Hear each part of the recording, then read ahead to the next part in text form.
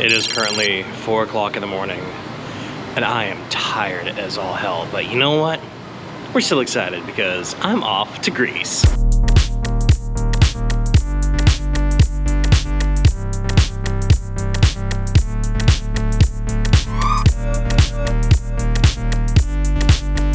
Well, that didn't take too long to get through security, although sometimes I do recommend still coming early, even if you have like a 6:30 flight, try and come around 4:30.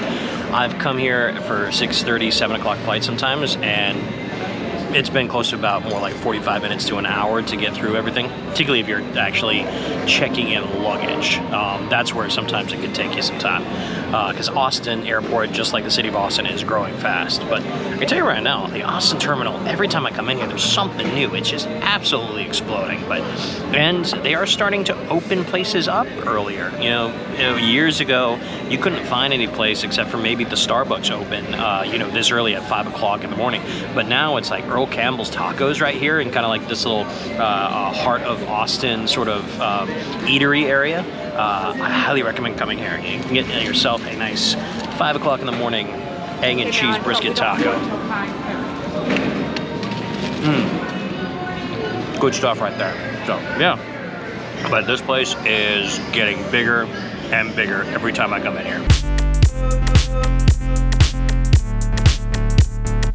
So I've never actually traveled really with a travel pillow before, but I'm thinking I really need one because I've got 3 different flights and I didn't get a whole lot of sleep. So but what do you guys think? Should I get the go tacky and actually get like a Texas one? Although this is really nice, memory foam. You also have some more memory foams down here. Ooh, should I go for hot pink? What do you think, guys? Or should I just go plain gray?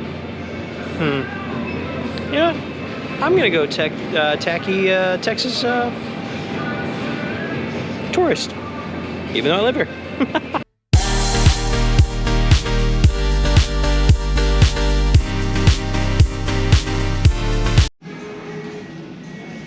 This is actually really comfy.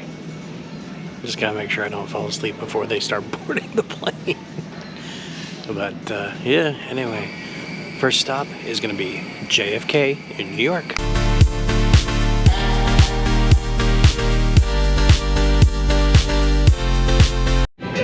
Here we go.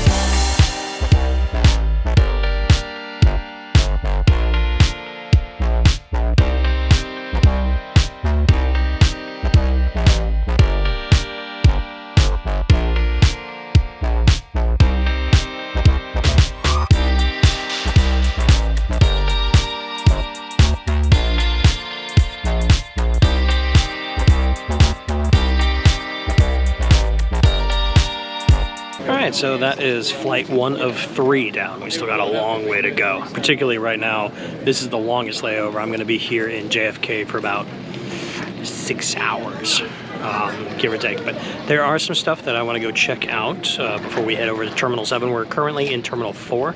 That's where Delta drops off here at JFK. We have to go to Terminal 7. I am flying Norse Atlantic Airways, so taking the cheap flight over to London for the next round. But that's not till 6 o'clock, and it is currently just before 12. So we're gonna go use the restroom real quick, and then we'll head out from 4, maybe grab a snack, and then we're gonna actually go visit the TWA Hotel area. So I saw a video about that. It looks really cool. So let's go and check it out before we head to Terminal 7.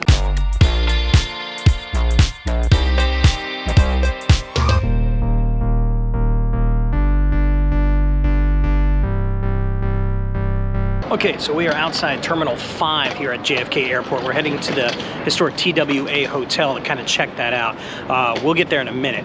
But something just to remember, when you are at JFK, if you're going in between the terminals, there is a free tram. It all starts either in two different places. You have Howard Beach or in Jamaica Station here in New York. And then you kind of just go from there. 4, 5, 7, and 8 terminals are all part of those lines. And then I think they have buses to other terminals such as like 1, 8. I'm not sure what happened to 2, 3, and 6. So I think they're somewhere out there.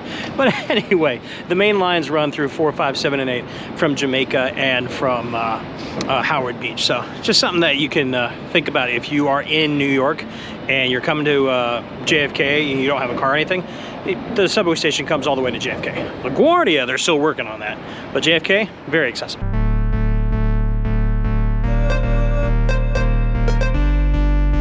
So I'm not gonna lie, this place is actually really cool. The TWA Hotel here at JFK is actually the old TWA Terminal, which was of course Trans World Airlines.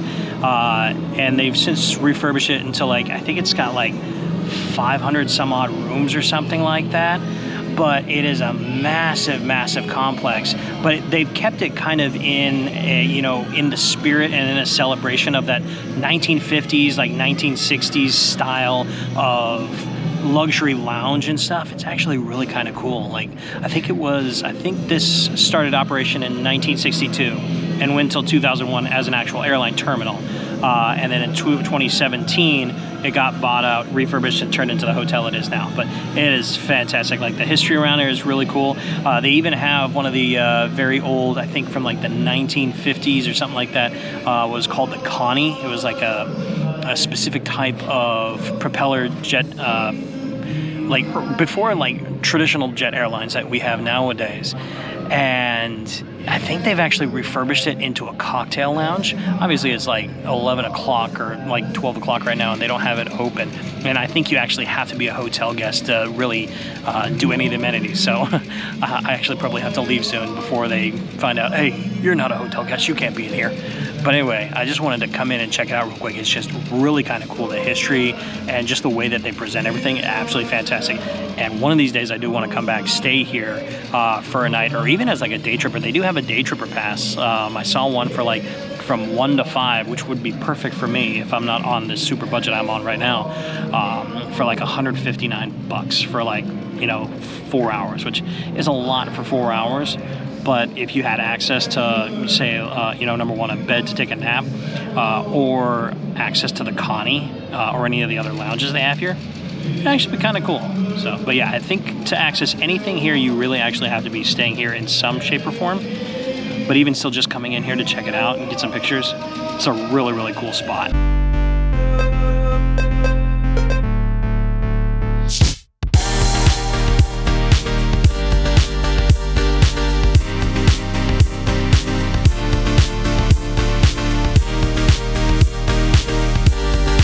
I have such a long layover that I still have to wait another hour before I can even go up to the ticket counter to get my ticket for Norse Atlantic, because they don't have anybody there.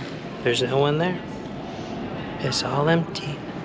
This entire side empty, because they're all for later flights. It has to be about 4 hours max in advance. So here I wait on my sad little chair for 1 hour.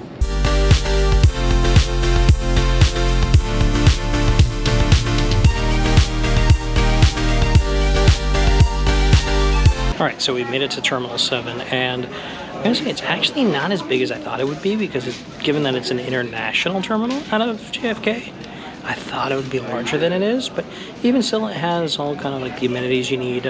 There are a couple different lounges. I think Alaskan Airlines is the big hub here at Terminal 7 as of right now. Aer Lingus as well for Ireland, but this is where Norse does theirs out of Terminal 7. I think they only do maybe one or even two, like only 1 or 2 flights a day.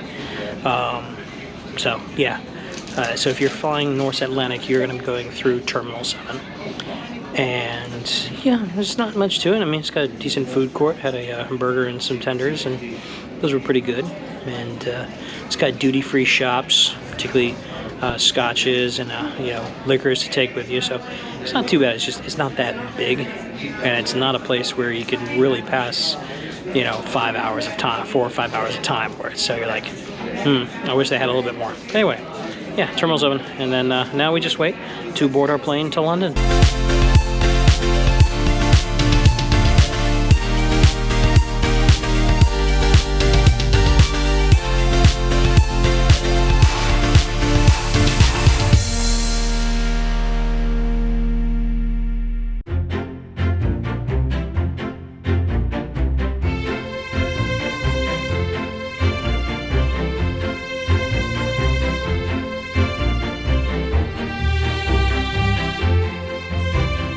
Okay, so we have officially made it to Gatwick here in London.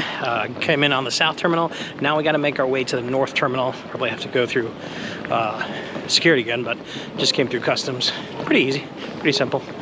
It's been a long day. Still got quite a bit ahead of us, but we're over the hump. We're more than halfway there. And now, just a 2-hour layover, get over to North Terminal. And then we head to Greece, 3-hour flight. And then however long it takes to get to the Airbnb. And then I sleep.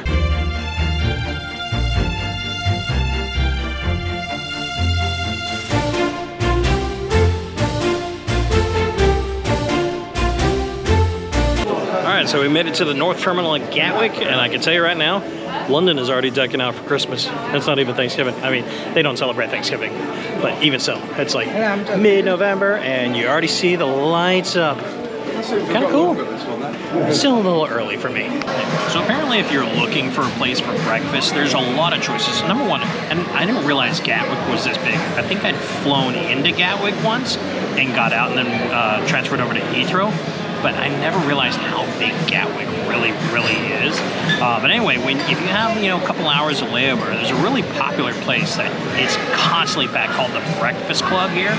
And it's like a traditional, regular little diner. Well, I shouldn't say little, it's actually pretty big, but I went ahead and got myself this freaking open-faced sandwich here with egg and smoked salmon on top. I mean, you can come and get a full-on English breakfast if you want. I'm not ready for that just yet this early, but a little smoked salmon and egg on top of sourdough toast.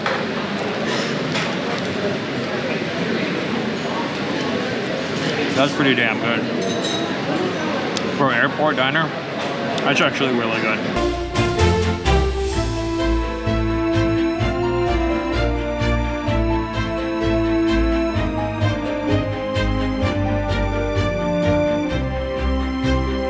So I'm gonna reiterate, Gatwick is freaking massive, and everything is walking, so there's really not trams or trains that'll take you to the next spot, at least within each side of the terminal. So like North Terminal, I realize how big North Terminal is, and it's like, oh, I thought I had 45 minutes, and it's like, well, I only have 45 minutes to get to my gate from the breakfast spot. So let's go.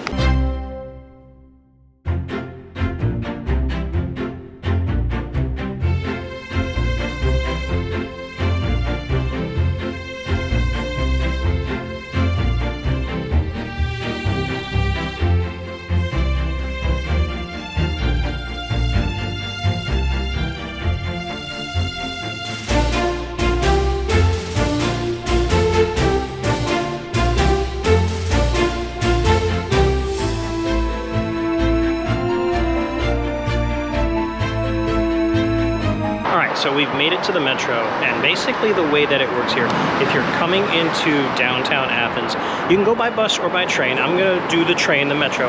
You basically follow the signs from the airport. It's quite a bit of a long walk, but you follow the signs all the way to like the little terminal station they have there. If you have any questions, they have a kiosk there. People that are very nice that will help you and kind of like give you the whole rundown of the Metro system and how it goes from the airport to Athens, and also where you can get tickets inside Athens as well. So we're going to be taking the Metro Blue Line all the way to Syntagma, and then we have to jump to a different one. But when you're initially coming from the airport, it is about €9 for kind of like a 90-minute ticket. It's not necessarily like a one-way. It's 90 minutes that you have access to this particular for this particular ticket. So, and honestly, most of Athens, from what I saw, does at max takes maybe 9 minutes if you're like hopping different trains to get to your destination from the airport itself. So I'll go more into all that stuff in future videos as we explore more of Athens, but just leaving the airport, €9, go to the station, just get it from the kiosk. Very simple, very easy.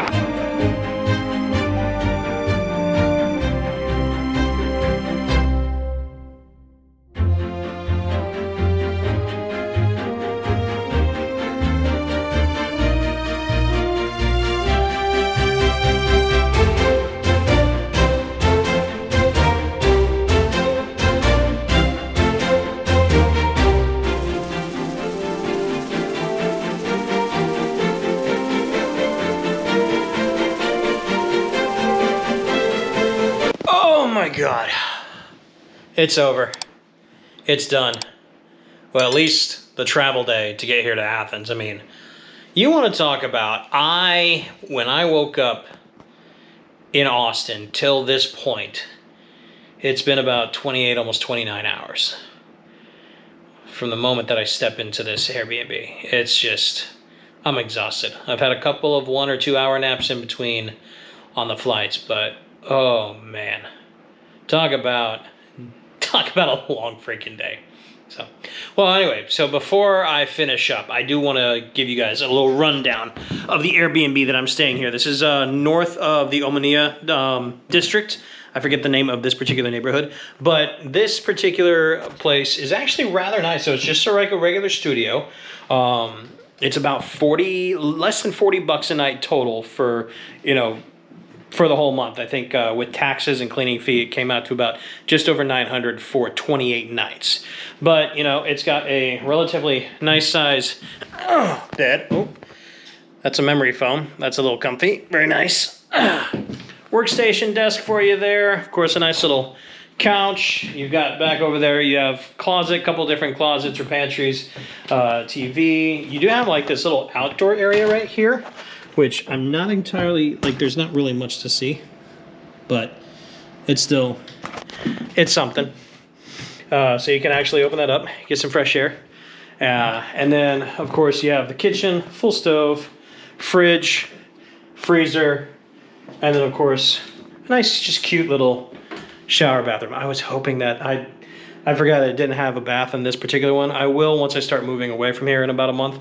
But in some of the other Airbnbs, but I really could have used a nice soak. But I guess I'll just have to settle for a nice long shower. But anyway, so that is the room tour of my Airbnb. All right, so we're gonna end the video pretty much here. This video was just gonna be the travel video to get me from Austin, Texas to Athens. So I'm gonna kind of review that real quick, kind of give you my take on the airlines that I went, because I did 3 different planes. And of course I was in 3 different terminals, technically 4 with Athens, but didn't really explore it. But I'll just go over that real quick and then we'll sign off. But I hope you guys did appreciate and enjoy this sort of kind of like travel video. I've never really done one of my actual day of travel. I'm going to try and do more of that as this trip goes on once we leave Athens and start heading up into the Balkans, just so that you guys get more of a sense of what it takes to get to some of these places. This one was, like I said, a long one. This is about 28 hours from the moment I woke up in Austin, Texas. I started off, had Delta. Delta's Delta. It's great, great airline. The cabin was pretty nice. It comes with checked bags and all that kind of stuff. So it's one price and you don't really have to deal with all the extras that I did have to deal with when it comes to Norse and Easyjet, which I'll get into. Austin Terminal is growing at a fast pace and it's slowly becoming one of my favorite terminals. It's becoming a foodie terminal too. So I highly recommend, even if you fly into Austin, before you leave out, check out some of the places to maybe get a snack or something if you're waiting for someone to come pick you up. It's becoming a very, very much a food-friendly airport, which not all airports are. A lot of times it's just, fast food, and it's not really that good. But Austin is really, really becoming really good when it comes to food as an airport, which is surprising. So the TWA and JFK, I like JFK Airport. It's much more easily accessible than LaGuardia when it comes to New York airports, because you have the train system that if I wanted to during that 6-hour layover, I could have gone out into at least Brooklyn or Jamaica or whatnot there on the east side in New York City. But I decided to stick around because I wanted to check out that TWA Hotel, which is really kind of cool. I want to go back there and actually stay a night and really delve into it. Might even do a video about that someday in the future. But Norse Airlines, they're actually really nice airline compared to like Norwegian, which is folded since. The Dreamliner plane was as good as any overseas international plane that I've ever stayed in. The seats were nice and comfy. It was ventilated well. It never got too hot. I think it's like an energy efficient plane as well, from what I read and saw. It was actually really cozy, and it didn't cost a whole lot. You do pay for extra when it comes to bags and stuff, like even like carry-ons and stuff, but really it didn't cost any much more than my trip from Austin to New York with Delta. Delta is usually a little bit more on the expensive side compared to things like, Sprint, or not Spirit, JetBlue, and Southwest. But you do pay for some of the baggage fees. But even still, it was, I think from JFK to London, that part of the trip was almost the same as Austin to JFK, both a little over $200, all told. And then, of course, Gatwick. I was surprised by Gatwick. I'd flown in, but I just kind of left before, so I didn't really kind of experience Gatwick. This time, that breakfast place was fantastic. It was a great little diner. Gatwick is huge. Just walking through it, I was like, holy crap, there's more to it than you really expect with the two different terminals. And, it's a nice terminal. And Easyjet, that was the first time I've used Easyjet. And it was really nice. It's Easyjet to me was kind of like Europe's version of, Southwest or JetBlue. It's not anywhere as bad as Spirit or anything. Like, you actually have a decent amount of room, leg room and seat room for you, so it's not too cramped or too tight. I felt as comfortable on there as I do with any Southwest airline seat. So it wasn't actually too bad, and even with the baggage on there, and I got speedy boarding and everything, that cost me about $120 to get from London to Athens. So it was that's kind of my review with all of that. It was really good. I had a good day of travel. It was just very, very long because I was doing all these different ones and trying to budget as well as I could. You had all these long layovers, particularly that one where I was in JFK for, 6.5 hours. So, but still, it was a good day. But anyway, I hope you guys enjoyed this particular video of travel from Austin, Texas to Athens, Greece. I'm about to start a series here in Athens, exploring all the different neighborhoods and kind of like food tours and historical tours and stuff of the city. And then we'll start taking day trips out from Athens from there, just kind of maybe going to Corinth and other places. I want to try and do maybe a 2-3 day turnaround to Crete, but we'll see. Money is kind of tight. I'm on a strict budget. This is very much a budget series when you're here in Greece, which is the perfect place to come because Greece is relatively cheap compared to the rest of Europe, particularly Western Europe. So, but anyway, guys, if you liked the video, give it a big old thumbs up. And of course, you haven't already subscribed to the channel. And if you do want to help me support the channel and kind of get things going, I do have both a Patreon page and a Buy Me a Coffee account. So I do appreciate all the support. You guys, of course, will get any kind of like extra benefits on that stuff, including particularly on Patreon. My videos will always come out at least a day in advance before. And of course, you always get the shout outs. So, but anyway, I want to give a big thanks, of course, to my current Patreons and my Buy Me a Coffee account members. And until we meet again, guys, peace out and have a great night.